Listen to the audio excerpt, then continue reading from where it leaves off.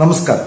കേരളത്തിലെ ഓഹരി വിപണിയിലേക്ക് ഇപ്പം ധാരാളമായിട്ട് ആളുകൾ കടന്നു വന്നുകൊണ്ടിരിക്കുന്ന സമയമാണ്. അതുകൊണ്ട് തന്നെ പുതുതായി കടന്നു വരുന്ന കുറച്ച് ആളുകൾക്ക് ഉപകാരപ്പെടുന്ന രീതിയിൽ കുറച്ച് കാര്യങ്ങൾ സംസാരിക്കാനാണ് ഞാൻ ഉദ്ദേശിക്കുന്നത്. 2 വർഷമായിട്ട് വലിയ രീതിയിൽ ആളുകൾ കടന്നു വരുന്ന ഒരു മേഖലയായിട്ട് ഈ ഓഹരി വിപണി മാറിയിട്ടുണ്ട്. അതിനുള്ള കാരണങ്ങൾ നമുക്കറിയാം. ഈ ഇപ്പോഴത്തെ സാഹചര്യം, പാൻഡമിക് ഉണ്ട്, അതുപോലെ തന്നെ സോഷ്യൽ മീഡിയയുടെ വലിയൊരു സ്വാധീനം. കാരണം നമ്മൾ മലയാളീസിനെ വെച്ച് നോക്കിയാൽ തന്നെ സോഷ്യൽ മീഡിയയുടെ വലിയൊരു സ്വാധീനം കാരണം ഒരുപാട് ആളുകൾ പുതിയൊരു മേഖലയെ കാണുകയും ഇതിനെക്കുറിച്ച് കൂടുതൽ പരിചയപ്പെടുകയും അറിയുകയും ചെയ്ത് ഈ മേഖലയിലേക്ക് വരുന്നുണ്ട്.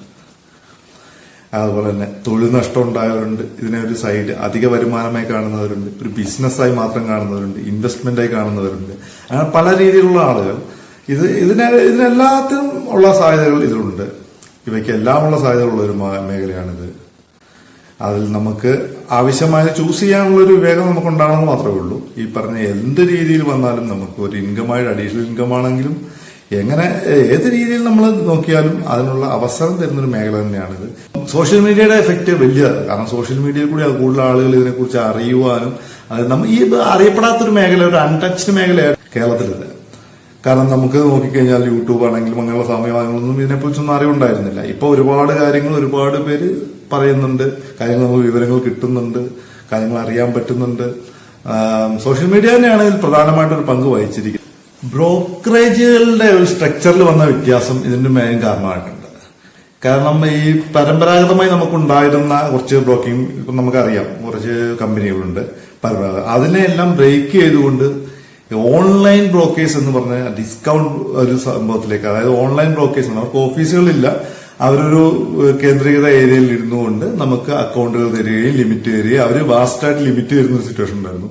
അവർ എക്സാമ്പിളായി പറയുന്നത് സെറോന്ത പോലെയുള്ള ഓൺലൈൻ ഇതിലേക്ക് അവർ വന്ന സമയത്താണ് ശരിക്കും ഷെയർ മാർക്കറ്റിൽ ഇത്രത്തോളം ഒരു അഡ്വാൻറ്റേജ് ഉണ്ടായെന്നാണ് പറയാൻ പറ്റുക. കാരണം നമുക്ക് ഉണ്ടായിരുന്ന പരമ്പരാഗത ബ്രോക്കർമാർ നേരത്തെ ഉണ്ടായിരുന്ന ബ്രോക്കർമാരിൽ നിന്ന് വ്യത്യസ്തമായിട്ട് ലിമിറ്റുകൾ കൂടുതൽ കിട്ടുകയും പെട്ടെന്ന് ആക്സസ് ആകുകയും ഓപ്പണായി അങ്ങനെയുള്ള കുറച്ച് കാര്യങ്ങൾ വന്ന് എല്ലാവർക്കും ലിങ്ക് വഴി, ഇപ്പൊ നമുക്ക് ആണെങ്കിൽ ഒരു ലിങ്ക് വഴി അപ്പം തന്നെ അക്കൗണ്ട് ഓപ്പൺ ആകുന്നു. പണ്ടൊക്കെ ഞങ്ങൾ കിട്ടുന്ന സമയത്ത് 8 ദിവസം 6 ദിവസം 10 ദിവസമൊക്കെ കാത്തിരുന്ന് ഇതൊക്കെ അയച്ച് ആരെങ്കിലൊക്കെ അക്കൗണ്ട് ഓപ്പൺ ആകും. ഇപ്പൊ അവസാനം വന്നത് ഇപ്പം അരമണിക്കൂറിൽ 15 മിനിറ്റിലൊക്കെ നമ്മൾ അപ്ലോഡ് ചെയ്ത് ഡിമാറ്റുകൾ ഓപ്പൺ ആകുന്ന കാലഘട്ടമായിട്ടുണ്ട്.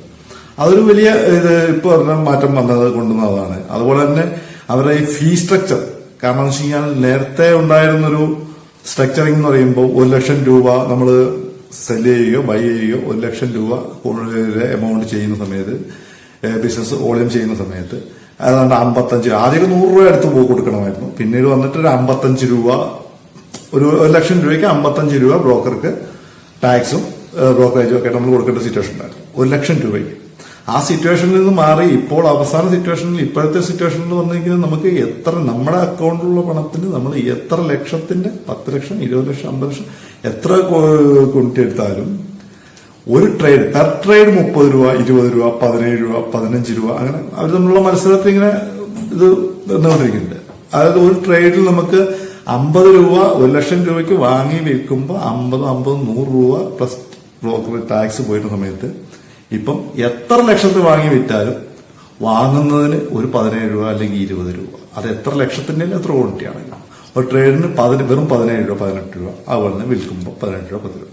ആ രീതിയിലേക്കാണ് ഇപ്പം ബ്രോക്കറേജ് സ്ട്രക്ചർ. ഭയങ്കരമായ അത് തന്നെയാണ് ശരിക്കും ഇതിന്റെ വളർച്ചയ്ക്ക് ഏറ്റവും ഒരു പെട്ടെന്നൊരു ആക്കം കൂട്ടിയ സംഭവം. കാരണം വെച്ചാൽ നമ്മളെല്ലാവരും ശ്രദ്ധിക്കുന്ന കാര്യമാണല്ലോ. കാരണം നമുക്ക് ക്യാഷ് അധികം എങ്ങനെ സേവ് ചെയ്യാം, നഷ്ടപ്പെടാതെ സേവ് ചെയ്യാം എന്നുള്ളത് നമ്മൾ കൂടുതൽ ചെക്ക് ചെയ്യുന്നത്. അപ്പൊ അങ്ങനെ ഒരു ഓൺലൈൻ ബ്രോക്കേഴ്സിന്റെ ഇത് വന്നു കഴിഞ്ഞപ്പോൾ സ്വാഭാവികമായിട്ട് നമ്മുടെ പരമ്പരാഗത ബ്രോക്കേഴ്സും ആ രീതിയിലേക്ക് ഡിസ്കൗണ്ട് ബ്രോക്കിംഗ് എന്ന സിസ്റ്റത്തിലേക്ക് വന്നിട്ടുണ്ട്.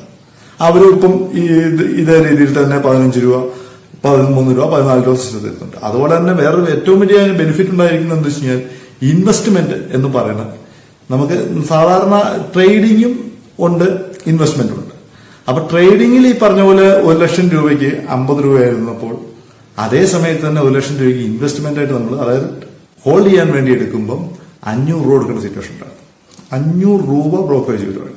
1 ലക്ഷം രൂപ നമ്മൾ അന്ന് ചെയ്യുന്നതിന് 50 രൂപയും അതേ സാധനം നമ്മൾ ഹോൾഡ് ചെയ്യുക പിറ്റേ ദിവസം ഹോൾഡ് ചെയ്താൽ 500 രൂപയും ബ്രോക്കറേജ് വരുന്ന സിറ്റുവേഷനാണ് നമുക്കുണ്ടായിരുന്നത്. എന്നാൽ അതിന്ന് മാറിയിട്ട് അന്നെടുക്കുന്ന 15 രൂപ അല്ലെങ്കിൽ 20 രൂപ ഏതാണ് നമ്മുടെ സ്ട്രക്ചർ, ആ സ്ട്രക്ചർ മാത്രം, അതായത് ഇൻവെസ്റ്റ്മെന്റിന് ശരിക്കും പറഞ്ഞ ബ്രോക്കറേജ് ഇല്ല. അതായത് ഇന്ന് ഞാൻ വാങ്ങി, അപ്പൊ ഞാൻ ആ വാങ്ങുന്ന സമയത്തുള്ള ഇൻട്രാഡേ കൊടുക്കേണ്ടതുണ്ട്. 15 അല്ലെങ്കിൽ 20 രൂപ പ്ലസ് ടാക്സ് കൊടുക്കുന്നുണ്ട്. അത് കൊടുത്തു കഴിഞ്ഞാൽ പിന്നെ എനിക്കത് ഹോൾഡ് ചെയ്യാം. എത്ര ദിവസം എന്റെ കയ്യിൽ ഫണ്ടുള്ളിടത്തോളം കാലം എനിക്കത് ഹോൾഡ് ചെയ്യും. ആവശ്യമുള്ളപ്പോൾ കൊടുത്താൽ മതി. അതിന് പിന്നീട് പ്രത്യേകിച്ച് വേറെ ചാർജസ് ഒന്നും വരുന്നില്ല. അതിന് ബ്രോക്കറേജേ വരുന്നില്ല. അതായത് നേരത്തെ ഈടാക്കിയിരുന്ന 500 രൂപ എന്ന് പറഞ്ഞാൽ നമുക്ക് ടോട്ടലി ഫ്രീ ആയാണ് ഇൻവെസ്റ്റ്മെന്റിലേക്ക് പോകുമ്പോൾ. അതൊരു വലിയ മുന്നേറ്റമാണ്. ആ ഒരു രംഗത്തിലാണ് ശരിക്കും ഈ പറഞ്ഞ പോലെ ആളുകൾ കൂടുതൽ. കാരണം വെച്ചാൽ നമ്മൾ മുടക്കുന്ന പൈസയ്ക്ക് അധികം നമുക്ക് ഇത് കിട്ടും, റിട്ടേൺ കിട്ടുന്നു. മറ്റേന്ന് പറഞ്ഞാൽ നമുക്ക് 1 ലക്ഷം രൂപ കിട്ടി കഴിഞ്ഞാൽ അതിൽ നല്ല രീതിയിൽ ഇപ്പോൾ 1000 രൂപ നമുക്ക് ബ്രോക്കറേജ് കിട്ടുകയാണെങ്കിൽ സ്വാഭാവികം കൂട്ടില്ല. ഒരു 1000 രൂപ ബ്രോക്കറേജ് കിട്ടുകയാണെങ്കിൽ നമുക്കൊരു 600 700 രൂപ മാത്രമേ കൈ കിട്ടുള്ളൂ. ഇതെന്ന് പറഞ്ഞാൽ നിസ്സാരം 50 രൂപയ്ക്ക് താഴെ ടാക്സ് അടക്കം നമ്മളെ നഷ്ടപ്പെടുന്നുള്ളൂ. ബാക്കി 950 കിട്ടുക. ആ ഒരു സിറ്റുവേഷൻ വളരെ വലിയ രീതിയിൽ ഇത് ക്രിയേറ്റ് ചെയ്യാൻ ഇത് ആളുകളിലെ ഇതിലേക്ക് അടുപ്പിച്ചിട്ടുണ്ട്.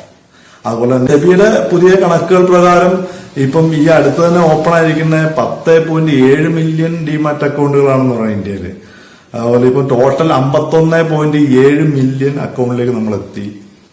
അത് മറ്റ് സംസ്ഥാനങ്ങളിലാണ് കൂടുതൽ. ഈ പറഞ്ഞ നമ്മൾ കേരളത്തിലുണ്ടെന്ന് പറഞ്ഞാൽ ഈ പുതിയതായിട്ട് വരുന്ന ആളുകൾ എല്ലാവരും ഇതിനെക്കുറിച്ച് അറിഞ്ഞുകൊണ്ടാണോ എന്നുള്ളതൊന്നും നമുക്കറിയത്തില്ല. കാരണം മറ്റ് സംസ്ഥാനങ്ങളിലൊക്കെ ഈ പറഞ്ഞ ക്ലാസ്സുകൾ, മെന്റർഷിപ്പുകൾ, ക്ലാസ്സുകൾ, ഈ ടിപ്പ് പ്രൊവൈഡേഴ്സ് ആണെങ്കിലും അല്ലെങ്കിൽ ബ്രോക്കിംഗ് സ്ഥാപനം, അങ്ങനെ കാര്യങ്ങൾ ഇവരെല്ലാ വിവരങ്ങളും അറിഞ്ഞാണ് ഈ മേഖലയിലേക്ക് വരുന്നത്. ഇപ്പൊ ഇതിലേക്ക് പുതുതായിട്ട് വരുന്ന ആളുകൾ ഇപ്പൊ അറ്റ്ലീസ്റ്റ് നമ്മുടെ ഒരു സ്ഥാപനത്തിൽ ഒരു അക്കൗണ്ട് തുടങ്ങാൻ നമ്മൾ വിളിക്കുമ്പോൾ അവർ പറയുന്ന പാൻ കാർഡ് വേണം, ഇതിന്റെ കോപ്പി വേണം, ഫോട്ടോ വേണം, ഇങ്ങനെ കുറച്ച് കാര്യങ്ങൾ ആവശ്യപ്പെടുന്നു. നമ്മളത് അപ്ലോഡ് ചെയ്ത് കൊടുക്കുന്നു.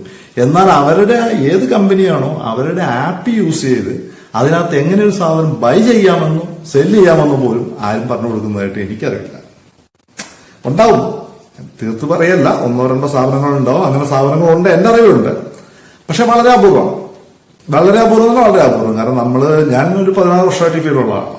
അതായത് അടുത്ത് നിൽക്കുന്ന ഒരാളാണ്. അതായത് ട്രേഡിംഗ് മാത്രമല്ല, ബ്രോക്കിംഗ് സ്ഥാപനങ്ങൾ അങ്ങനെയുള്ള കാര്യങ്ങളൊക്കെ ഡീൽ ചെയ്ത് അടുത്തിരിക്കുന്ന ആളാണ്. അങ്ങനെ സ്ഥാപനങ്ങളുണ്ട്. വളരെ അപൂർവം എണ്ണുന്ന സ്ഥാപനങ്ങൾ നമുക്ക് ചുറ്റുമുണ്ട്.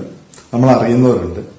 പക്ഷെ കൂടുതലും സംഭവിക്കുന്നതെന്ന് പറഞ്ഞു കഴിഞ്ഞാൽ ഇത് തന്നെയാണ്. ഒന്നും അറിയത്തില്ല. അവര് ഇത് മേടിക്കുന്ന കാശ് വേണമെങ്കിൽ നിങ്ങളുടെ അക്കൗണ്ടിൽ ഇട്ടോ, ഇത് ലിങ്കാണ്, നിങ്ങളുടെ ബാങ്കിന്റെ അക്കൗണ്ട് ആഡ് ചെയ്യുന്നു, ലിങ്കാണ്, നിങ്ങൾ വാങ്ങുന്നു, വിൽക്കുന്നു.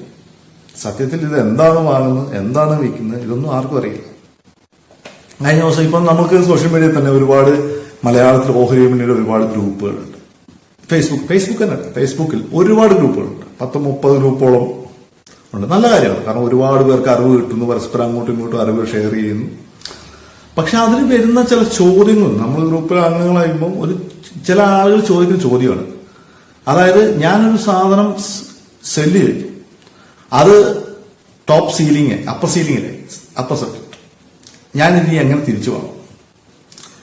ഒരു നേക്കഡായിട്ടൊരു position short daily intraday short ചെയ്യുമ്പോൾ അതിന് അറ്റ്ലീസ്റ്റ് നമ്മുടെ റിസ്ക് എങ്കിലും അറിഞ്ഞൊരു സ്റ്റോപ്പ് ലോസ് വെക്കണമെന്ന് അവർക്ക് അറിയില്ല. അത് അവരുടെ തെറ്റല്ല, അവരോട് ആരും പറഞ്ഞു കൊടുത്തിട്ടില്ല, അവരിതിനെക്കുറിച്ച് അറിയില്ല. നേക്കഡ് സെല്ല് ചെയ്തു, അത് അപ്പർ സീൽ അടിച്ചു. 3 ദിവസം കഴിഞ്ഞ് അതിന് സെറ്റിൽമെന്റ് വരുമ്പോൾ അയാൾ എടുത്തേക്കുന്ന ക്വാണ്ടിറ്റിക്ക് അനുസരിച്ച് അയാൾക്ക് വരുന്ന ലോസും സെറ്റിൽമെന്റ് ഫിഗറും ഭയങ്കരമായിരിക്കും. ഒരുപക്ഷെ അയാളത് വാഷ് ഔട്ടായി പോകാൻ തന്നെ കാരണമാണ്. ഒരുപക്ഷെ നല്ല ഇങ്ങനെ സംഭവിക്കുന്ന കാര്യങ്ങൾ എല്ലാവരും തന്നെ വാഷ് ഔട്ട് ആകാറുണ്ട്. കാരണം ഇനി അങ്ങോട്ട് പോയി കഴിഞ്ഞാൽ 4 ദിവസം അപ്പുറമുള്ള റേറ്റ് ഒരുപക്ഷെ കണ്ടിന്യൂ സീലിംഗ് പോയി കഴിഞ്ഞാൽ പിന്നെ എത്ര ശതമാനത്തിൽ 5-6 ദിവസം കഴിയുമ്പോൾ എത്ര ശതമാനം നമ്മൾ സെറ്റ് ചെയ്യേണ്ടി വരും അറിയില്ല. അതിൽ മിനിമം ലോജിക്കുള്ളത് ഇത്രേ ഉള്ളൂ. അതായത് നമ്മൾ ഫ്യൂച്ചേഴ്സ് ഉള്ള ഷെയർസിന് മാത്രമേ അപ്പർ സർക്യൂട്ടോ ലോവർ സർക്യൂട്ടോ വന്നു കഴിഞ്ഞാൽ നെക്സ്റ്റ് അടുത്ത ഒരു റേഞ്ചിലേക്ക് മൂവ് ചെയ്യാൻ കഴിയുള്ളൂ. ഫ്യൂച്ചേഴ്സ് ഇല്ലാത്ത ഒരു ഷെയർ മൂവ് ചെയ്യില്ല. അത് അറ്റ്ലീസ്റ്റ് ഒരു സ്ഥാപനം പറഞ്ഞു കൊടുത്താൽ ഈ വ്യക്തിക്ക് ഈ പ്രശ്നം വരില്ല. അവർക്കറിയത്തുമില്ല, അവരത് ചോദിക്കുന്നുമില്ല. അവരത് ചെയ്തു, നഷ്ടം ബൈ ചെയ്തു, ലോവർ സർക്യൂട്ടിൽ പോയി. ഞാനെന്ത് ചെയ്യും? നമുക്കിത് അറിയാമെങ്കിൽ ഒരാള്, ഞാൻ പറഞ്ഞത് നമുക്ക് മലയാളി കേരളത്തിലാണ് ഇത് കുറവ്. കാരണം വെച്ചാൽ ഈ സ്ഥാപനങ്ങളൊന്നും ഇത് വിദ്യാഭ്യാസം ആൾക്കാർ കൊടുക്കാനുള്ള ഒരു ലെവൽ എടുക്കണം. അല്ലെങ്കിൽ ഒരുപാട് പേര് നശിച്ചു പോകുന്നൊരു മേഖല അത്. കാരണം ഒരുപാട് പേര് നമ്മളോട് പറയാറുണ്ട് അങ്ങനെ പോയി ഇങ്ങനെ. അവരുടെ അറിവില്ലായ്മ കൊണ്ടാണ് സംഭവിക്കുന്നത്. ഇതിനെക്കുറിച്ച് പറഞ്ഞു കൊടുക്കാൻ ഒരാളില്ല, ഒരു കാര്യങ്ങളില്ല, ഒരാളും പറയുന്നില്ല. പിന്നെ പറഞ്ഞു കൊടുത്താൽ, ഇപ്പം നമ്മളൊരു ഗ്രൂപ്പിലോ കാര്യങ്ങളിലോ ഒരാളോട് പറഞ്ഞു കൊടുത്താൽ അവർക്ക് വേണ്ടതെന്താ? ഇത് കയറുമോ അല്ലെ ഇറങ്ങുമോ? വേറെ ഒന്നും അവർക്ക് അറിയണ്ട. മറ്റു കാര്യങ്ങൾ പറഞ്ഞു കൊടുക്കുമ്പോൾ പിന്നെ നമ്മൾ ഫ്രീ ആയിട്ട് നമ്മളിത് കാണുമ്പോൾ എന്തെങ്കിലും പറഞ്ഞു കൊടുക്കുമ്പോൾ അവർ നമ്മളെ കുറ്റം പറയുക, കാര്യങ്ങൾ പറയുക. അത് വേറെ ഒരു വശം.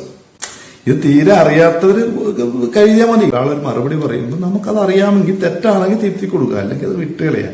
പിന്നെ അതിന്റെ പുറകെ നമ്മൾ അത് പറയാ ഇത് പറയാ അങ്ങനെ നടന്നിട്ടും കാര്യമില്ല. മെന്റർഷിപ്പ് എന്ന് പറഞ്ഞു കഴിഞ്ഞാൽ നമ്മൾ ഉദ്ദേശിക്കുന്നത് ഇവരുടെ കൂടെ നിന്ന് കാര്യങ്ങൾ പഠിപ്പിച്ചു കൊടുക്കുക. പക്ഷെ ഒരു പ്രത്യേകത ഉള്ളതെന്ന് വെച്ച് കഴിഞ്ഞാൽ ഇതിന് നമ്മൾ എന്തെങ്കിലും ഒരു ചാർജ് ഉണ്ടെന്ന് പറഞ്ഞു കൊടുക്കാൻ.